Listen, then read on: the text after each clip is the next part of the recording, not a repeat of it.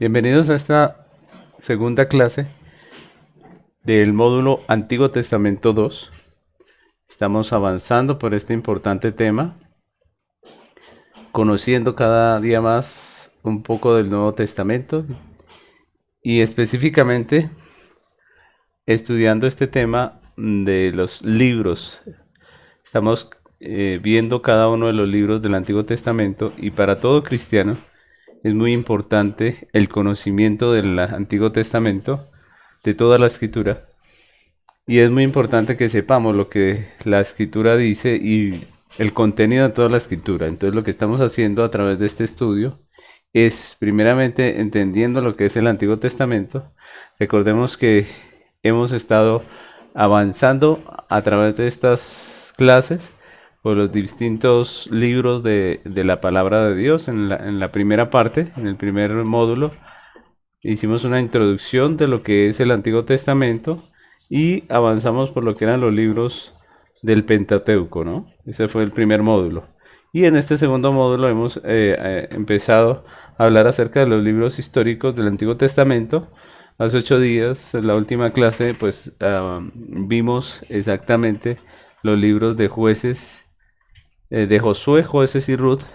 Y en la clase de hoy, pues avanzaremos por los siguientes libros de la Biblia, que es desde Primera de Samuel hasta Primera de Reyes, ¿no? Primera de Samuel, Segunda de Samuel y Reyes.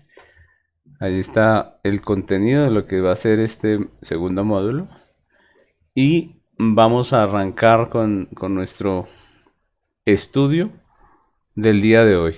Quisiera empezar diciendo, mis hermanos, que el primero y el segundo libro de Samuel eran considerados como un solo libro en el manuscrito hebreo, ¿no?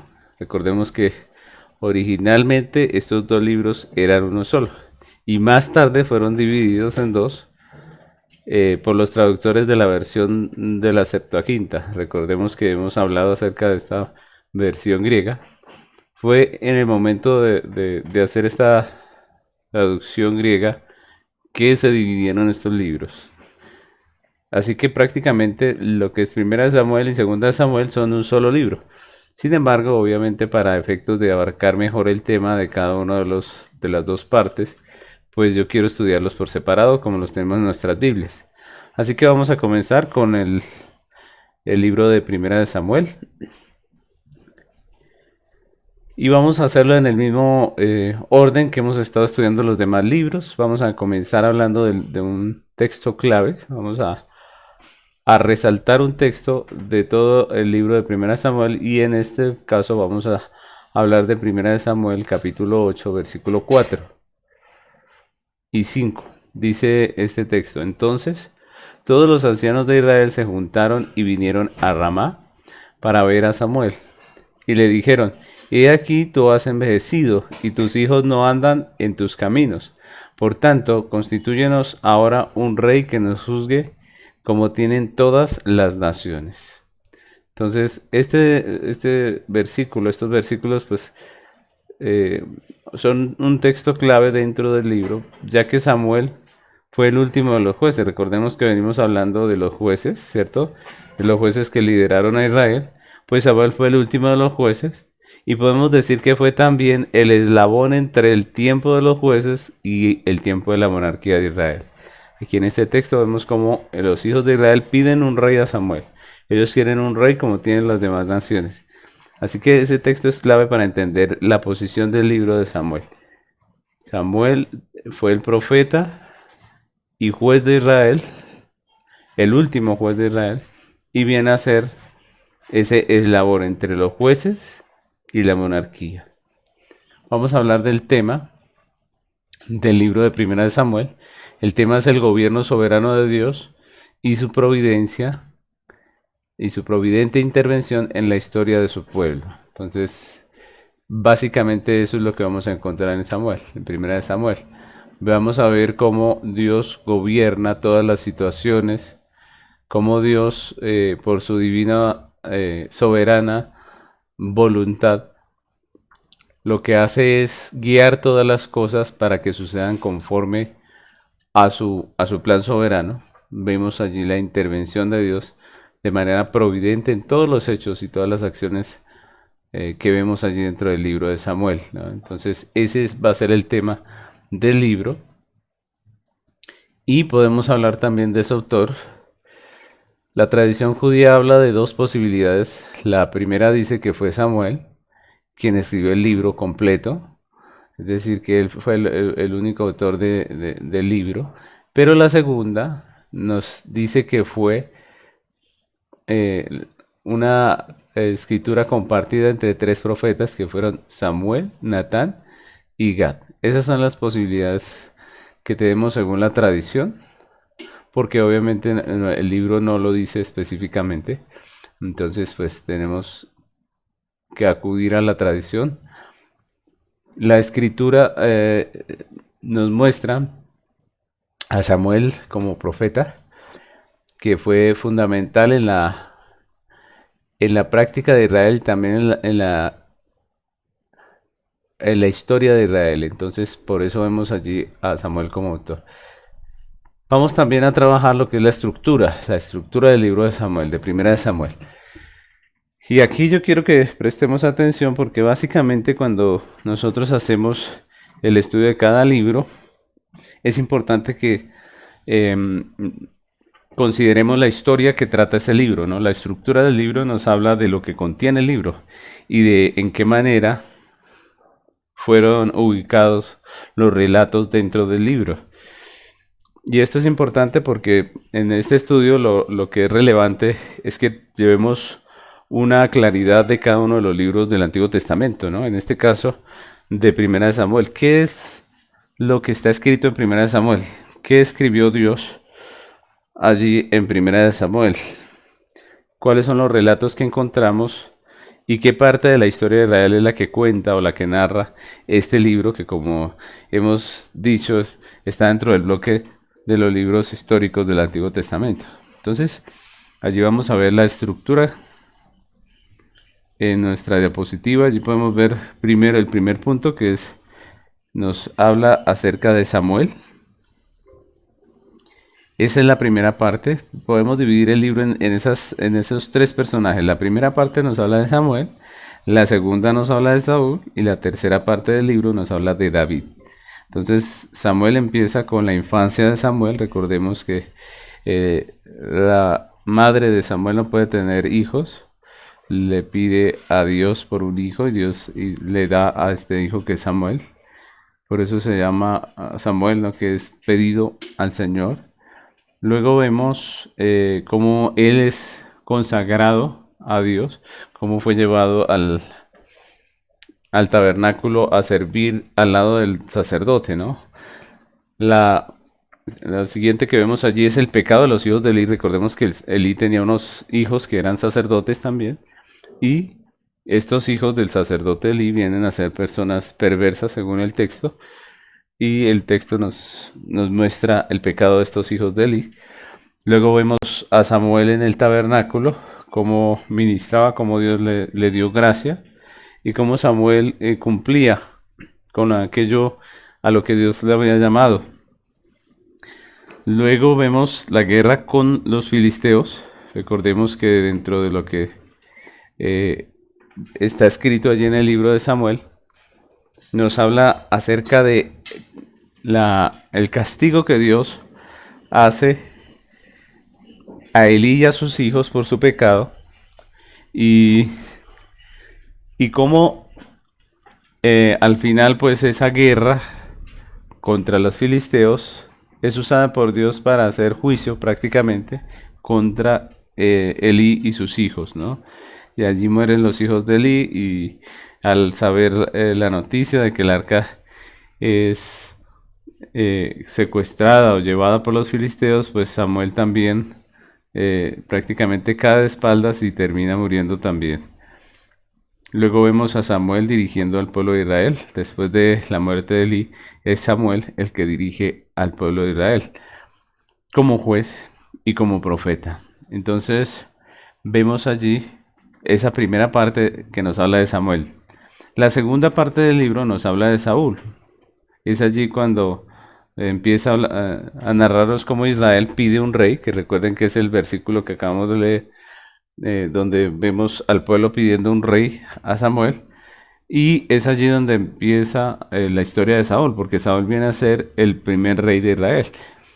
Dice la escritura que Dios ordena a Samuel ungir como rey a Saúl, que Saúl era un hombre con las características que el pueblo buscaba, el rey, ¿no? Ellos buscaban un rey que fuera como los demás naciones y Saúl era el más alto, era el que tenía más, digámoslo así, más pinta de rey y fue escogido conforme a las exigencias o los deseos del pueblo de Israel. Entonces, Israel pide el rey, pero Dios les da a Saúl como rey. Y Saúl se convierte en el rey de Israel, en el primer rey de Israel. Luego viene la parte donde Samuel pide al pueblo adorar y obedecer al Señor, les hace un llamado de atención. Luego la escritura nos muestra cómo Saúl desobedece al Señor y es rechazado, ¿no? Saúl es llamado a pelear las batallas del Señor de Israel. Él desobedece, no cumple con lo que Dios le manda y lo que hace el Señor es rechazarlo. Y allí es donde viene la historia de David. Prácticamente podemos decir que Saúl fracasó como el rey de Dios, ¿no? En el sentido de que él no obedeció a Dios. Él no fue el rey que necesitaba Israel. Recordemos que Israel, el reinado en Israel era un hombre que temiese a Dios e hiciese conforme a lo que Dios manda. Esa era la idea del reinado en Israel. No era como en las otras naciones en el sentido de que las otras naciones, cada rey determina cuál es la dirección que va a llevar la nación. Pero en el caso del pueblo de Dios, el rey no iba a ser el que determinaría qué rumbo llevaría la nación, sino que el rey debía ser, según la ley, un hombre obediente a Dios. Es decir, el rey estaba para hacer cumplir la voluntad de Dios. Esa era la idea, según la ley. Recordemos que en la ley incluso se dice que el rey debía tener una copia de la ley para él personal, en la cual él como rey de Israel pues tenía que leer, estudiar las escrituras y hacer todo conforme a lo que Dios mandaba, ¿no? Además estaba también el oficio del profeta, que era el que hablaba al rey y determinaba cuál era la voluntad de Dios. Prácticamente el rey tenía que servir a Dios en su oficio. Saúl no hace esto y por eso es desechado. Entonces ahí viene la historia de David, ¿no? Que es la tercera parte del libro de 1 Samuel, ya desde el capítulo 16 en adelante, y empieza hablándonos de cómo Dios elige a David, ¿no? Él lo elige, es Dios el que lo elige, no conforme a los lineamientos de los reyes del mundo, de las otras naciones, sino que es conforme al deseo de Dios, ¿no? Conforme a lo que Dios quería. Este rey no iba a ser como Saúl, era diferente. Y recordemos que Saúl viene a ser, perdón, que David viene a ser el hermano menor en una familia. Ese pequeño hermano que cuida las ovejas, que se queda con las ovejas mientras sus hermanos van a la guerra. Y tal vez es el que muchos desecharían, pero en el caso de David es el que Dios eligió, ¿no? La escritura incluso dice que Dios lo eligió que fuera conforme a su corazón, ¿no? Y Saúl, a partir de ahí, pues se levanta en contra de David, ¿no? Dios había elegido a David, aunque todavía reinaba Saúl, y Saúl, mientras vivió, pues estuvo todo el tiempo contra David. Y en Primera de Samuel, pues podemos leer la persecución que monta Saúl contra David, cómo David termina huyendo de Saúl, escondiéndose, y pues finalmente vemos la intervención divina, la intervención de Dios en cuanto a todas estas cosas, y la posterior muerte de Saúl y de sus hijos, como parte del castigo que Dios había determinado contra él. Entonces miremos cómo este es prácticamente todo el libro de Primera de Samuel. Primera de Samuel nos cuenta la primera historia, ¿no? La historia de cuando empieza el reinado, de cuando es ungido el primer rey que es Saúl, de cómo él no cumple con los lineamientos de un rey de Israel, sino que él termina desobedeciendo, termina apartándose de la obediencia a Dios, y cómo Dios lo cambia y pone a David, ¿no? Y eso es lo que nos cuenta este libro de Primera Samuel, que llega hasta la muerte de Saúl y de sus hijos. Prácticamente hasta allí vemos nosotros, no vemos todavía la coronación de David como rey ni nada de esto, sino hasta allí nos muestra este libro. ¿De qué habla este libro? Es lo que hemos estudiado aquí en la estructura. Ahora, ¿cuáles son los énfasis? ¿Cuáles son los énfasis que podemos hacer de este libro? ¿No? Entonces, hay algunos temas que son importantes dentro de Primera de Samuel. El primero de ellos es la soberanía de Dios. ¿Por qué la soberanía de Dios? Porque esa soberanía de Dios es claramente vista en este libro de Primera de Samuel en muchas ocasiones y en muchos de sus relatos. Un ejemplo de ello es el nacimiento de Samuel en respuesta al clamor de Ana. Si nosotros vemos, pues realmente Ana era una mujer que no podía tener hijos, y hasta ahí podíamos hablar de las circunstancias que rodeaban la vida de Ana y de su marido, ¿no? Ella no podía tener hijos y punto. Sin embargo, Primera de Samuel nos muestra cómo ella clama a Dios. Ella entiende que el tener o no tener hijos tiene que ver más con la soberanía de Dios que con las circunstancias que la rodeaban. Entonces, es lo que vemos. Ella clama a Dios. Ella levanta su oración a Dios, le pide que por favor le conceda tener hijos, y Dios responde favorablemente. Allí tenemos unos versículos en 1 Samuel 1:11 que dice: E hizo voto diciendo: Jehová de los ejércitos, si te dignares mirar la aflicción de tu sierva, y te acordares de mí, y no te olvidares de tu sierva, sino que dieres a tu sierva un hijo varón, yo lo dedicaré a Jehová todos los días de su vida, y no pasará navaja sobre su cabeza. Ese versículo nos muestra el clamor de Ana, ¿no? Y luego el 20 dice: Aconteció que al cumplirse el tiempo, después de haber concebido Ana, dio a luz un hijo, y le puso por nombre Samuel, diciendo: Por cuanto lo pedí a Jehová. Entonces vemos tanto la confianza de esta mujer, que sabía que Dios era soberano para darle un hijo, que Dios era poderoso para darle un hijo, como la intervención divina, en donde vemos a Dios haciendo que ese vientre estéril pudiese traer a la vida un niño. Entonces, allí vemos la soberanía de Dios. También otro ejemplo que podemos ver allí dentro del libro acerca de la soberanía de Dios es con relación a David. Y es particular que la Biblia nos muestra que nada podía frustrar el plan de Dios, ¿no? Del Dios soberano para hacer gobernar a David. Vemos a Saúl persiguiendo a muerte a David por todos lados. Vemos ocasiones donde estuvieron muy cerca, pero en toda esta narración que vemos dentro del libro, pues vemos que Dios soberanamente guarda a David, y nada puede impedir prácticamente que se cumpla lo que Dios había determinado. Y aquí vemos un versículo que nos habla de Jonatán, cuando habla con David y le pide que guarde su descendencia después de su muerte. Dice en 1 Samuel 24, 20 y 21. Y ahora, como yo entiendo que tú has de reinar, le dice Jonatán a David, y que el reino de Israel ha de ser en tu mano firme y estable, júrame pues ahora por Jehová que no destruirás mi descendencia después de mí, ni borrarás mi nombre de la casa de mi padre.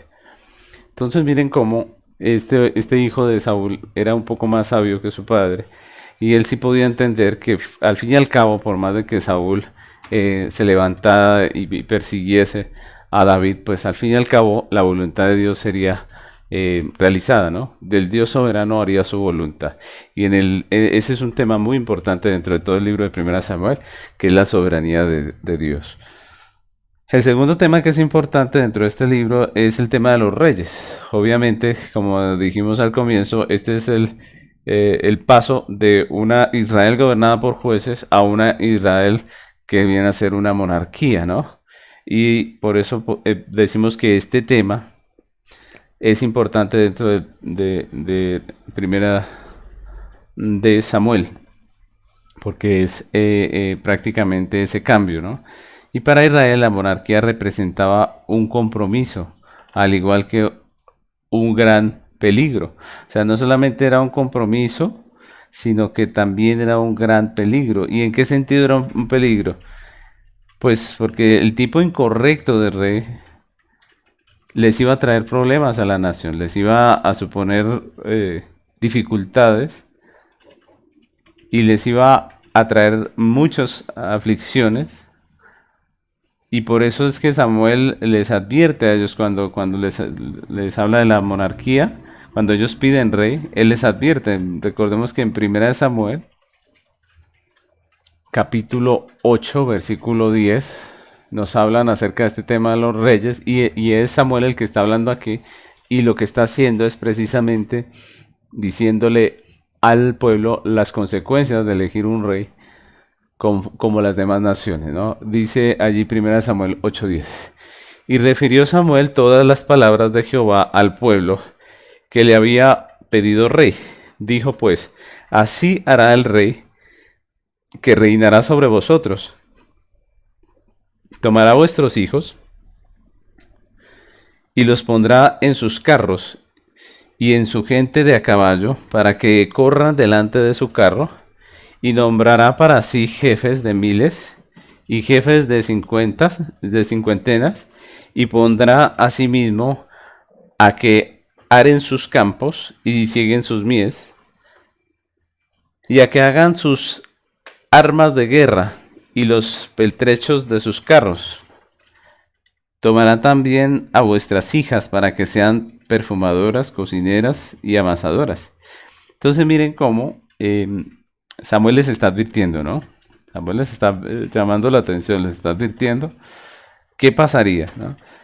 Si ellos ponen un rey como las demás naciones. Ese rey que debería ser una bendición para Israel, podría ser una aflicción para Israel. Y era tanto que al final dice en 1 Samuel 8:18 que dice, y clamaréis aquel día a causa de vuestro rey que os habréis elegido, mas Jehová no os responderá en aquel día. Entonces, ahí vemos la importancia de ese rey, ¿no? Ese rey era muy importante porque si escogían ellos un buen rey, pues iban a tener unas consecuencias favorables, pero si ponían a un hombre que no era apropiado para ese cargo, pues finalmente iban a sufrir. Y es la realidad, ¿no? O sea, miren, por ejemplo, lo que pasa en nuestras naciones. Muchas veces elegimos al que no es, ¿cierto?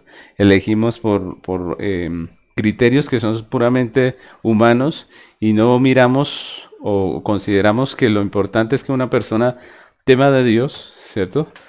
Sino que miramos otros aspectos y terminamos poniendo personas que vienen a hacer aflicción para nuestras naciones. Entonces, ese punto es muy importante también dentro del libro de 1 Samuel, que es el tema de los reyes, porque ese rey podría llegar a ser un dolor de cabeza para la nación y más importante aún, él podría apartar el corazón del pueblo de su relación con Dios, con ese pacto con Dios, de ese pacto con Dios. Y eso podría ocasionar obviamente muchos más situaciones difíciles para el pueblo. Sin embargo, también podemos decir que 1 Samuel demuestra que los líderes humanos no son la fuerza más poderosa del universo, ¿cierto? Sino que Dios, el Rey soberano, puede quitar a sus representantes humanos para proteger el bienestar de su pueblo. Es decir, es Dios el que pone los reyes y el que los quita. Eso es lo que vemos allí en todo Samuel. Vemos cómo Dios quita a quita a Saúl y finalmente le da a Israel un nuevo rey que es David. Entonces tenemos ese segundo énfasis y podemos hablar de un tercer énfasis dentro del libro de Primera Samuel y es el tema del reinado eterno, ¿no? ¿Por qué del reinado eterno? Pues tenemos también que resaltar aquí que en Primera de Samuel es cuando Dios llama a David para que sea rey.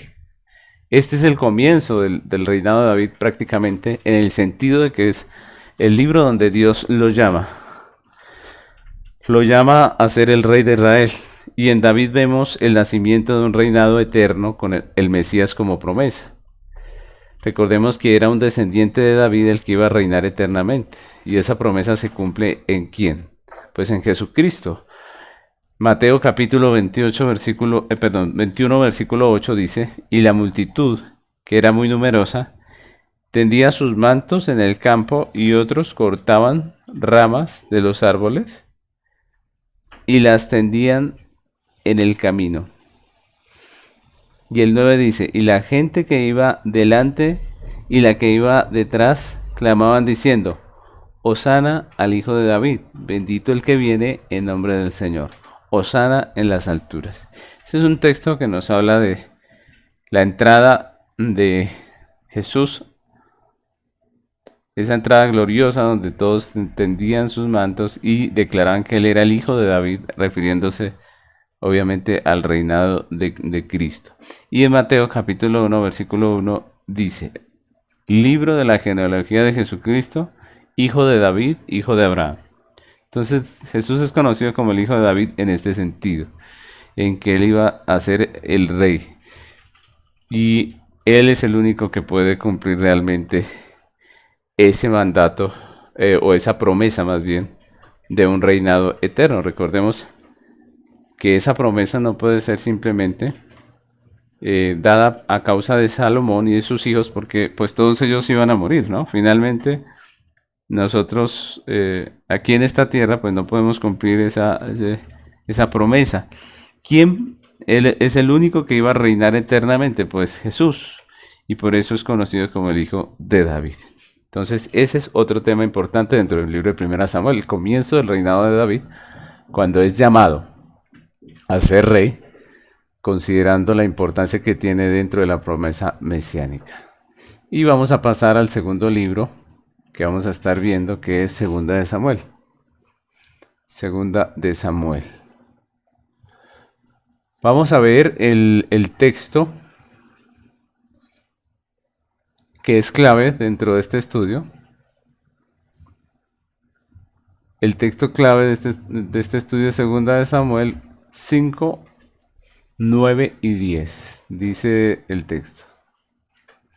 Y David moró en la fortaleza y le puso por nombre la ciudad de David, y edificaron alrededor desde Milo hacia adentro. Y David iba adelantando y engrandeciéndose, y Jehová, Dios de los ejércitos, estaba con él. Entonces, esta es la segunda parte prácticamente del libro de Samuel. Recordemos que era un solo libro. Y en esta parte, pues, recordemos que con la muerte de Saúl, Israel quedó expuesto a la dominación de los filisteos, ¿no? Y David fue puesto por rey sobre Judá y luego sobre Israel. Recordemos que eso fue un proceso, ¿no? David primero comenzó reinando sobre Judá porque sus parientes lo llamaron a que ejerciera el cargo de rey allí. Y luego fue toda Israel a pedirle a David que fuera rey sobre toda la nación. David como rey de Israel tuvo tal éxito que incluso llegó a sojuzgar a los filisteos y a todos los vecinos inmediatos a la nación, y convirtió a Jerusalén en la capital del reino. La capital del reino durante el reinado de David llegó a ser Jerusalén. Y trajo hasta allí, hasta Jerusalén, el arca de Jehová, y termina él convirtiendo a Jerusalén en la capital del reino, y trató hasta allí de llevar el arca, y es lo que nos narra el libro. El libro nos cuenta todo esto acerca de David. Por eso ese es nuestro texto clave. vamos a hablar del tema. El tema del segundo libro de Samuel tiene que ver con el cumplimiento de la promesa que Dios le hizo a Abraham, ¿no? Básicamente ese es el tema, el cumplimiento de la promesa hecha por Dios a Abraham de hacer de su descendencia una nación grande y poderosa. Entonces, recordemos que Dios le había hecho esa promesa a Abraham cuando hizo el pacto con él. Y pues hasta este punto de la historia de Israel, pues no se había cumplido de la manera en que se cumple allí en el segundo libro de Samuel. Recordemos que es aquí en este libro cuando se empieza a formar Israel como una nación poderosa, como una nación grande, ¿no? Por eso decimos que este es el libro del cumplimiento de esa promesa de Dios a Abraham.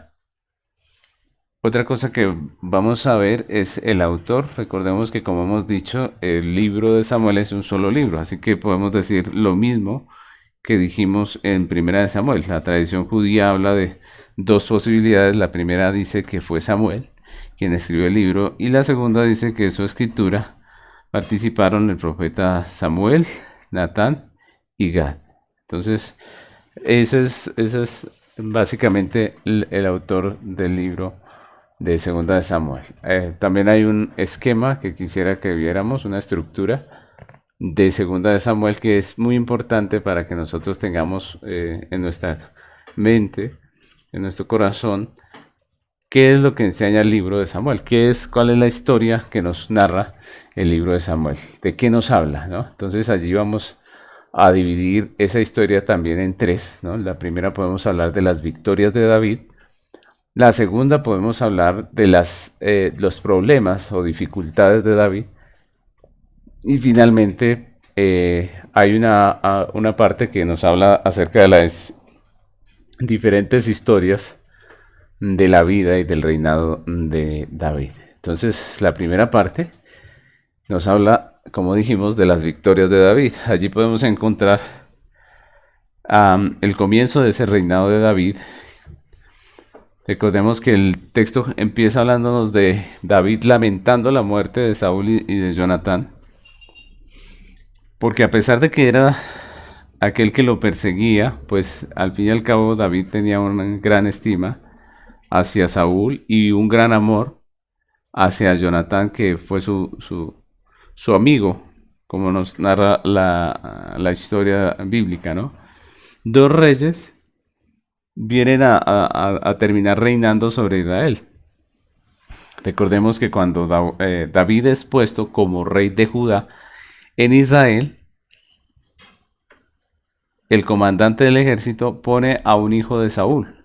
Entonces miren cómo en un momento de la historia de Israel habían dos reyes, ¿no? David, que gobernaba sobre la tribu de Judá, sobre sus parientes, y el otro rey que era el hijo de Saúl, uno de los descendientes de Saúl, que vino a ser rey sobre Israel. Entonces, esa es la historia que nos narra allí el libro en esa parte, en el capítulo 2 y hasta el 4. Luego, David finalmente es proclamado como rey sobre todo Israel. Entonces, es después de un periodo de tiempo que David duró gobernando sobre Judá, que finalmente todo Israel viene a reinar, viene a pedir a David que reine sobre todos ellos. Luego el texto nos habla de David derrotando a sus enemigos, y el texto es muy claro en todos estos capítulos de cómo Dios ayudó a David para que se extendiera y llegase a ser una nación fuerte, una nación grande. Y hasta ahí podríamos nosotros hablar de un libro que nos habla de las victorias de un hombre y de todos los aciertos de un hombre.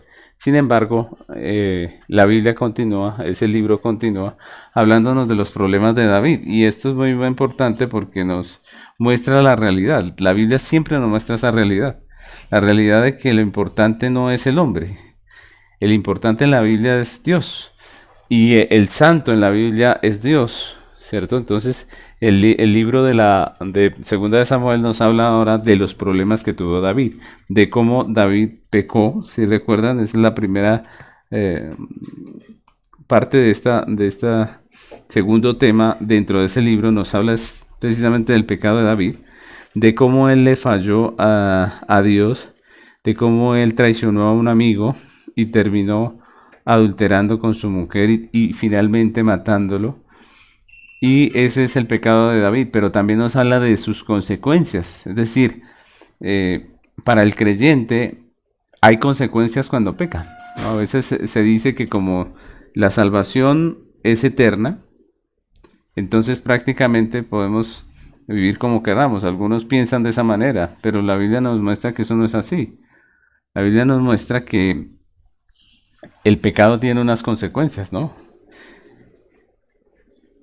Es cierto que el creyente no se pierde cuando peca, el que fue salvo no se pierde cuando peca, pero también es cierto que hay consecuencias muy severas, muy duras en la vida del creyente cuando decide pecar y decide rebelarse contra Dios.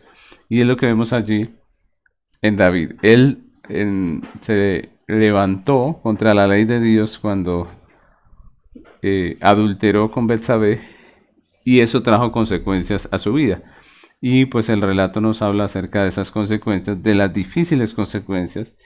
Y este segunda de Samuel nos hace reflexionar mucho acerca de cómo queremos que sea nuestra vida, ¿no? Porque cuando nos rebelamos a lo que Dios manda, pues siempre va a haber unas consecuencias y muchas veces, como en el caso de David, son consecuencias amargas que terminan trayendo mucho dolor y mucha destrucción.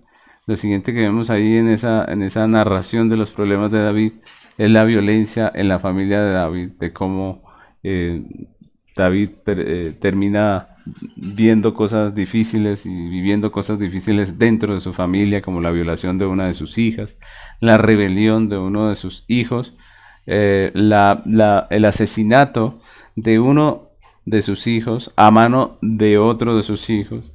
Y todas estas cosas que nos muestra aquí el texto, pues hacen parte de la desgracia y del sufrimiento que tuvo que vivir David como consecuencia de su pecado, ¿no? Entonces, esto es bastante difícil y duro para David dentro de esa narración de los hechos del libro de Segunda de Samuel. Nos habla también de la traición de Absalón contra su padre, nos habla acerca de la rebelión de Seba, que es un hombre que se rebeló contra David. Y finalmente, pues, el libro de Segunda de Samuel nos habla de algunas historias sobre David, entre ellas una hambruna que hubo en Israel, otras historias acerca de las victorias de David. El capítulo 22 es un cántico, el cántico de David. El capítulo 23 nos habla acerca de los guerreros de David. Recordemos que David tomó un ejército de gente prácticamente ociosa y los logra convertir en grandes líderes, grandes guerreros. Y finalmente nos habla acerca del censo de David. Recuerdan que él hace un censo, Dios no, un censo en contra de la voluntad de Dios prácticamente. Y más como guiado por su orgullo. Y la Biblia nos habla de ese censo y de las consecuencias que trajo, consecuencias amargas, consecuencias de peste contra el pueblo de Israel y las dificultades que vivieron en medio de todas esas situaciones. Ese es prácticamente el libro de Segunda de Samuel. Esa es la estructura del libro. Y vamos a continuar con algunas énfasis del libro. Temas que son muy importantes dentro de este libro. El primero de ellos podemos hablar de la teocracia, que es prácticamente el gobierno de Dios sobre su pueblo. En Segunda de Samuel vemos los tres oficiales principales dentro de la teocracia de Dios. En el relato completo del libro, pues vemos esos tres oficiales. ¿Cuáles son? El profeta, el sacerdote y el rey. Y estos tres oficiales tenían oficios distintos, sin embargo, cada uno de ellos, de esos oficios, pues era necesario dentro del gobierno que Dios demandaba allí dentro de su nación. El profeta era el mensajero de Dios, él era el que estaba proclamando allí al rey y al pueblo la voluntad de Dios, ¿no? Él era el que transmitía esa voluntad de Dios. El sacerdote era el mediador, Recordemos que él era el que ofrecía los sacrificios, él era el que ofrecía las ofrendas, las oraciones, las alabanzas a Dios en nombre del pueblo. Como mediador representaba al pueblo delante de Dios y a Dios delante del pueblo. El rey era la autoridad sobre la nación. Recordemos que él era el que gobernaba al pueblo como representante de Dios, y esa era su función. Pero lo importante de todo esto es que esos tres oficios anticipan la obra de Cristo. Recordemos que el Señor cumplió esos tres oficios de profeta, sacerdote y rey. ¿Cómo los cumplió? Como profeta, Jesucristo fue el que nos reveló a Dios y el que nos da a conocer la palabra de Dios. Dice Juan capítulo 6, versículo 14. Aquellos hombres entonces, viendo la señal que Jesús había hecho, dijeron: este verdaderamente es el profeta que había de venir al mundo. Recordemos que esa profeta era la promesa de Dios a través de Moisés en Deuteronomio. Dios había dicho que iba a enviar el profeta y ese profeta era el Mesías. Pues aquí estos hombres están recordando, confesando que Jesús era el profeta que Dios había de enviar. Como sacerdote, Jesucristo ofrece a Dios un sacrificio expiatorio por nuestros pecados, lo mismo que el sacerdote en el tabernáculo. Recuerden que la diferencia consistía en que él mismo iba a ser el cordero también inmolado. Él no solo fue el mediador, sino que también fue el sacrificio. Y eso nos lo recuerda Hebreos capítulo 9, versículo 24, que dice: porque no entró Cristo en el santuario hecho de mano, figura del verdadero, sino en el cielo mismo, para presentarse ahora por nosotros ante Dios. Entonces Jesucristo también cumplió esa labor de la teocracia, que era la de profeta, la de sacerdote, pero también la de rey. La Biblia nos muestra a Jesús como el rey, como el Mesías rey. Y como rey, Cristo gobierna sobre la iglesia y sobre todo el universo. Mateo 21, 9 dice: y la gente que iba delante y la que iba detrás aclamaba diciendo: Hosana al Hijo de David, bendito el que viene en nombre del Señor, Hosana en las alturas. Recordemos que la mención Hijo de David nos habla del reinado de Jesucristo. Así que en este libro vemos la teocracia funcionando como Dios manda, y esa teocracia nos recuerda, o más bien nos anticipa, los oficios del Redentor de nuestro Señor Jesucristo. Este es el primer énfasis que encontramos aquí en 2 de Samuel. El segundo énfasis que podemos hacer de este libro es, pues, lo he titulado Una poderosa monarquía. ¿Por qué? Leamos este versículo. Dice: vinieron pues, 2 de Samuel 5, 3 al 5, dice: vinieron pues todos los ancianos de Israel al rey en Hebrón.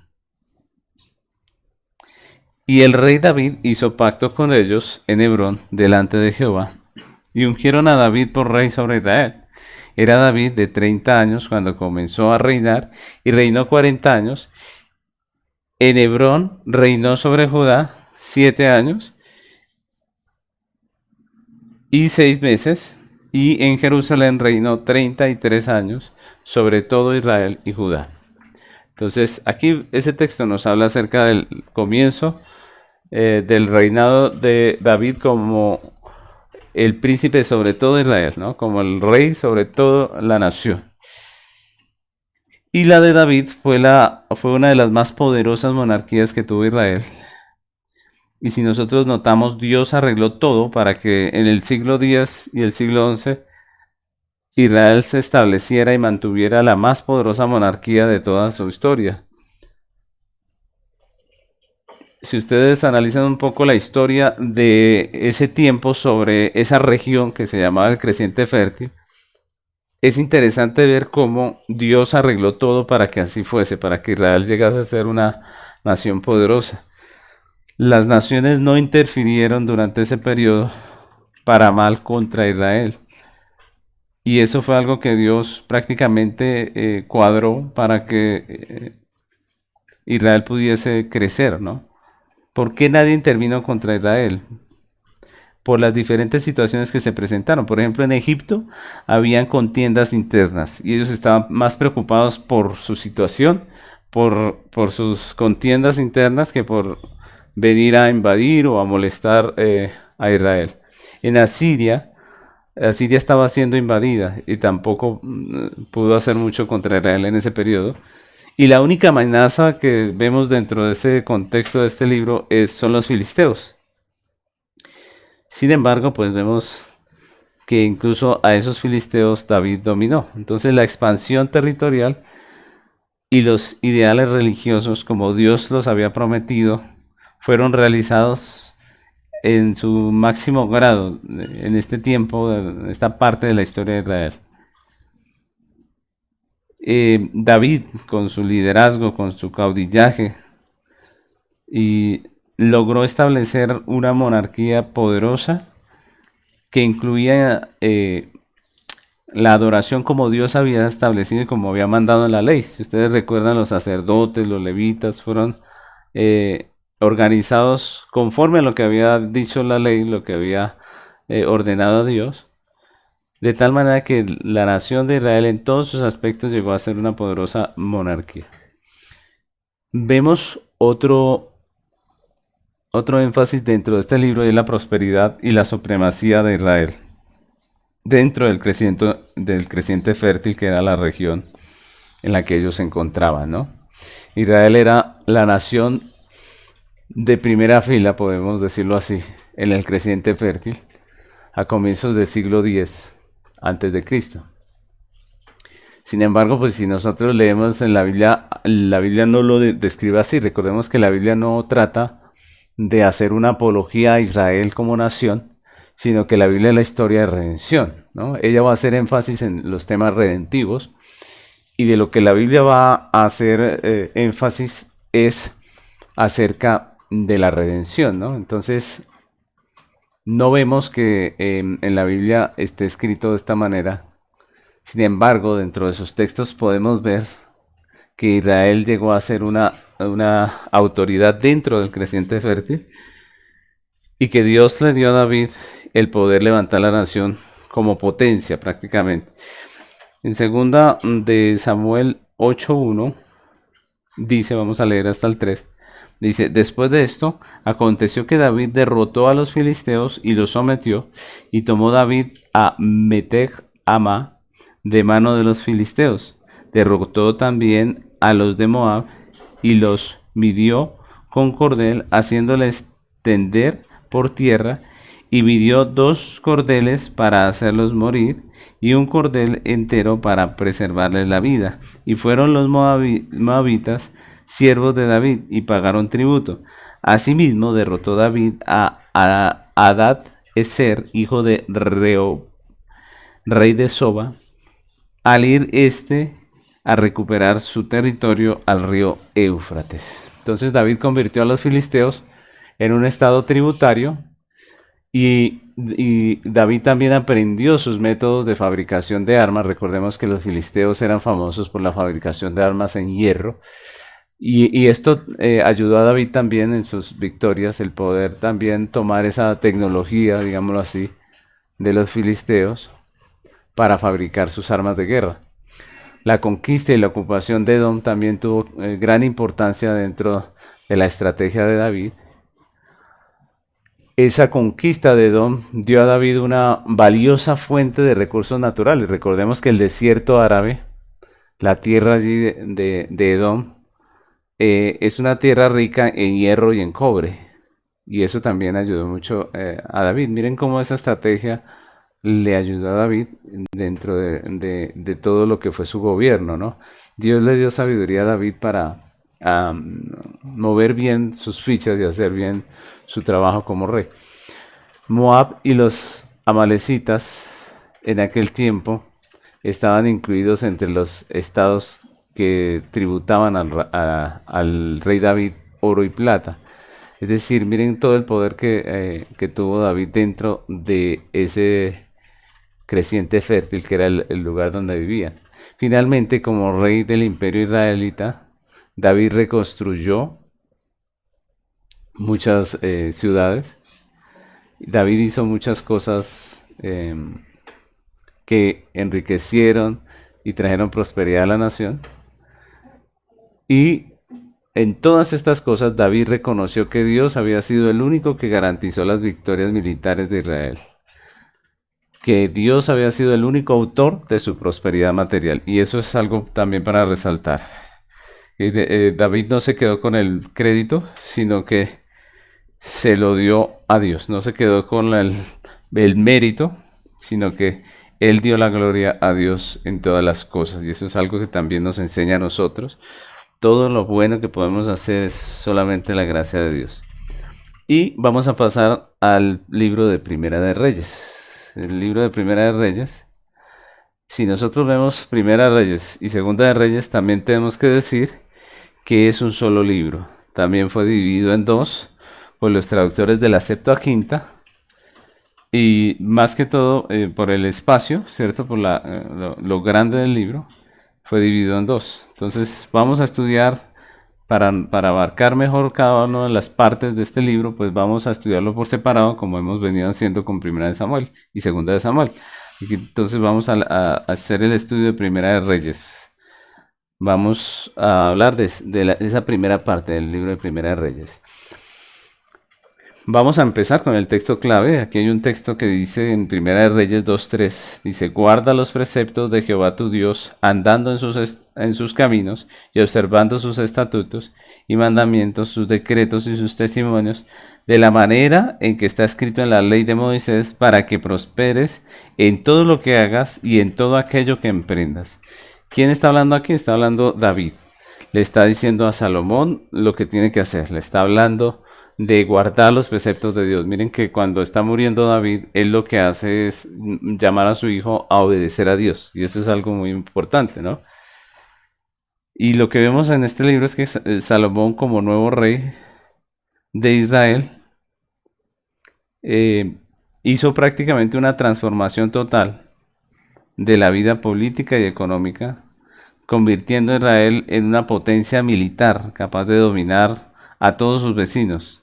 Y esto trajo a Salomón pues paz, ¿no? El poder llegar a tener todo ese dominio, trajo paz a Israel, pero también trajo riquezas a Salomón y fama sin precedentes. Salomón fue conocido en todo el mundo que se conocía hasta ese momento. Se sabía y se escuchaba de la fama de Salomón como rey. Entonces las tribus que antes estaban apartadas, separadas prácticamente, se integraron bajo la monarquía de Salomón, y esa fue la edad de oro de Israel, ¿no? Finalmente, pues cuando muere Salomón, el reino se divide y Jeroboam prácticamente él crea una religión alternativa en la parte norte con nuevos altares y un nuevo sacerdocio, y eso pues termina trayendo pecado a Israel, ¿no? Pero básicamente lo que vemos en este libro es eso, ¿no? Es el llamado a Salomón de su padre de vivir en obediencia a Dios y esa bendición que iba a traer guardar la ley de Dios, ¿no? Vamos a ver un poco lo que es el tema.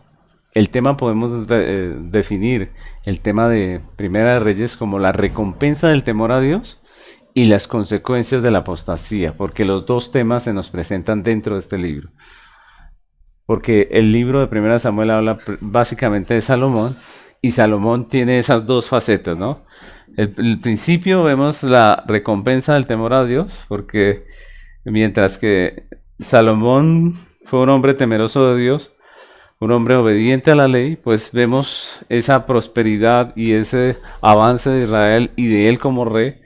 Vemos su fama y vemos todas estas cosas bonitas, pero también está la parte de las consecuencias de la apostasía cuando Salomón se aparta. Entonces, por eso el tema de este libro podemos resumirlo de esa manera. El autor del primer libro de Reyes. Primera de Reyes fue escrito en algún tiempo entre el 560 y el 538 a.C., aunque el autor del libro es desconocido porque el libro no dice cuál fue su autor. Algunas tradiciones le dan crédito al profeta Jeremías como el autor de este libro. Vamos a ver también la estructura del libro de Primera de Reyes. Y aquí podemos dividir el libro también en tres partes. La primera parte habla de Salomón, cuando es designado el rey. La segunda de Israel bajo el reino de Salomón. Y la tercera se divide el reino en dos. Ustedes recuerden que el reino terminó dividido. Entonces vamos a ver cada una de esas partes. Primero, la primera parte nos hablan de la designación del rey Salomón. Recordemos que Dios había escogido a Salomón como el descendiente de David que iba a heredar el trono y él había hablado, Dios había hablado de Salomón como aquel que construiría el templo.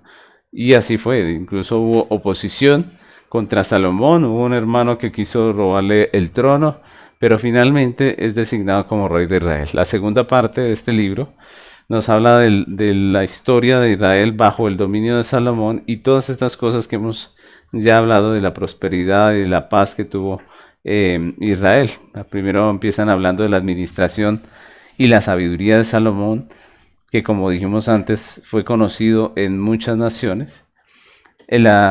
También habla de la parte donde Salomón construye y dedica el templo, esa es una gran parte del libro.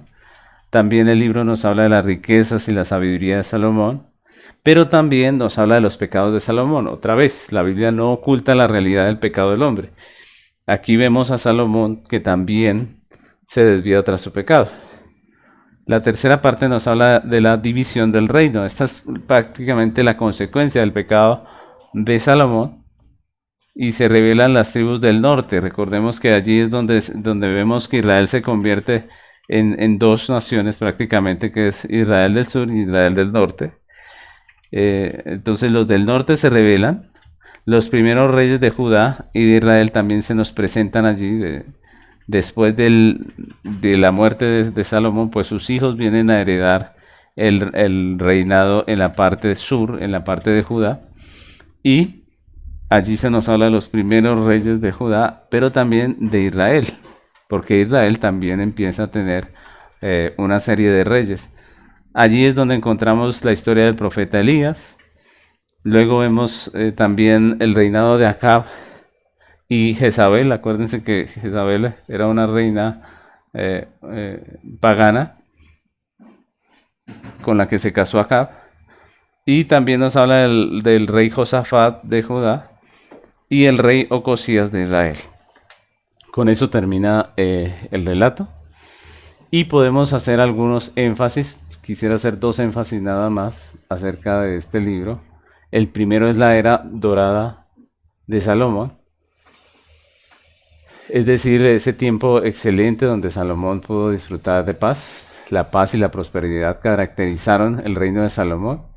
Tras la muerte de David, Salomón reforzó su derecho al trono. Y Salomón estaba muy joven cuando empezó a reinar, tenía más o menos 30 años. Y por eso él pide sabiduría a Dios. Y vemos este relato de Primera de Primera de Reyes 4:20 al 25 que dice: Judá e Israel eran muchos, como la arena que está junto al mar en multitud, comiendo, bebiendo y alegrándose, y Salomón señoreaba sobre todos los reinos desde el Éufrates hasta la tierra de los filisteos y el límite con Egipto, y traían presentes y sirvieron a Salomón todos los días que vivió. Y la provisión de Salomón para cada día era de 30 coros de flor de harina, 70 coros de harina, 10 bueyes gordos, 20 bueyes de pasto y 100 ovejas, silos, ciervos, gacelas, corzos y aves gordas. Porque él señoreaba en toda la región al oeste del Éufrates, desde Tifsa hasta Gaza, sobre todos los reyes al oeste del Éufrates, y tuvo paz por todos lados alrededor. Y Judá e Israel vivían seguros, cada uno debajo de su parra y debajo de su higuera, desde Dan hasta Beerseba, todos los días de Salomón. Entonces miren cómo ese texto nos resume la era dorada de el rey Salomón. Esa era dorada también estuvo marcada por la construcción del templo, y el 50% del relato bíblico se dedica a eso, a la construcción del templo, ¿no? Y finalmente, pues tenemos el énfasis de la apostasía, que es la parte triste de la historia, que aunque el rey Salomón fue una bendición para Israel. Al final él apostató, haciendo alianzas con naciones extranjeras, casándose con mujeres paganas, lo que desembocó matrimonios en yugo desigual. Y por tolerar la idolatría de sus esposas, él termina participando mm, de la adoración a algunos dioses paganos. Y esto trae mucha aflicción a Israel, trae mucho desgracia, porque prácticamente la idolatría marcó ese tiempo, ¿no? Entonces dice Primera de Reyes 11, del 1 al 5, dice: pero el rey Salomón amó, además de la hija de Faraón, a muchas mujeres extranjeras, a las de Moab, a las de Amón, a las de Edom, y a las de Sidón, y a las Eteas, gentes de las cuales Jehová había dicho a los hijos de Israel: no os llegaréis a ellas, ni ellas se llegarán a vosotros, porque ciertamente harán inclinar vuestros corazones tras sus dioses. A estas pues se juntó Salomón con amor, y tuvo 700 mujeres reinas y 300 concubinas, y sus mujeres desviaron su corazón. Y cuando Salomón era ya viejo, sus mujeres inclinaron su corazón tras dioses ajenos, y su corazón no era perfecto con Jehová su Dios, como el corazón de su padre David. Porque Salomón siguió a Astoret, diosa de los sidonios, y a Milcom, ídolo abominable de los amonitas. Entonces aquí vemos esa realidad triste, que Salomón se revela prácticamente contra Dios al adorar otros deidades paganas, y finalmente pues esto trae aflicción a su reino, trae apostasía, trae desgracia, y en su hijo Roboam termina dándose la separación del reino en dos partes. Y si nosotros vemos toda la historia de los reyes de Israel, pues está marcada por este pecado de Salomón, ya que él empezó con esa idolatría dentro de Israel, ya que él trajo mucha de esa idolatría de Israel, y finalmente pues vemos los reyes desviándose tras esa idolatría, y la desgracia que trae la idolatría a la nación. Entonces, con con este análisis del libro de Primera Reyes, pues terminamos el día de hoy. Si Dios lo permite, nos vemos en la próxima clase. Dios les bendiga.